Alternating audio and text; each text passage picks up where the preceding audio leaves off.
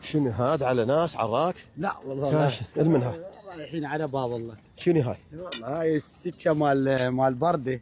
ها اي والله. عبالي جيت الزمك عبالي عركه. ان شاء الله الله يكفينا شر. الله يوفقك ويعزك. واللي قاعد هنا يعارك. شوف هذا الوضع. اي صح. هاي لا مطره ولا هاي مطرت لها ربع ساعه. اي نعم.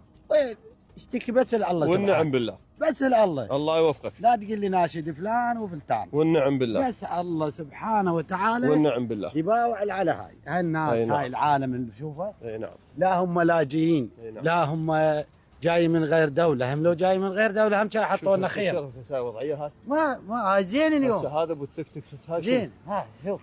هاي شوف. جهالنا هاي هسه تروح مدارس. إيه؟ لين اضغط. هاي شنو؟ والله وبالله. هاي ما مطره، مطره تعود ما ادري كم قبل فتره. كون الله يحبنا تمطر لها يومين. إيه؟ لا اهجر انا اقول لك اهجر. زين؟ احنا ما نحل هسه نريد نحل هسه والله مصيبه. احنا جايين من غير دوله هم خططوها قول هذول مو من غير دوله. الله يساعدكم. مو صحيح ولا؟ والله العظيم. زين؟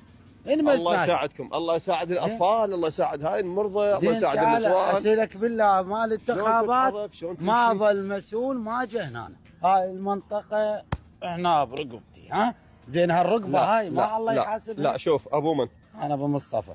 ابو مصطفى، من خلال ابو مصطفى الله يسلمك احنا عتبنا على 80% من ناسنا من الشعب العراقي. والله والله عتب حقيقي. والله احنا ما نعتب على الفاسد. الفاسد لان انت انتخبته. والله والله انت انتخبته. الف رحمه. اخواني هاي الانتخابات الجايه انت يعني وسائل الاعلام موضحه انه هذا ما قدم، هذا فاسد، هذا منحرف، هذا منتفع، هذا كذا، مبين. هذا من يجيك اخواني هنا بهذه الطينه. اي والله هذول ذا يرشح مره ثانيه اللي ما قدم والفاسد والما قدم للناس وما خدم الناس وانتفع بروس الناس وراح. اذا يجيكم مره ثانيه بالانتخابات هنا بسحلوا بهاي الطينه رجاء. ليش تسحلون بهاي الطينه؟ لان هاي توصيات المرجعيه. المرجعيه تقول المجرب لا يجرب. اخواني انت تروح عينك تضرب كلام المرجعيه عرض الحائط وتروح تنتخب وين ما اكو حرامي. هاي النتيجه. شوف هاي زين. هاي رجاء احنا جايتنا انتخابات رجاء. هذا الوضع اللي احنا كانت الانتخابات 20% ضعيفه، وحتى حسب ما قالت الناس وقالوا بعض المسؤولين حدث بها تزوير لان المشاركه ضعيفه.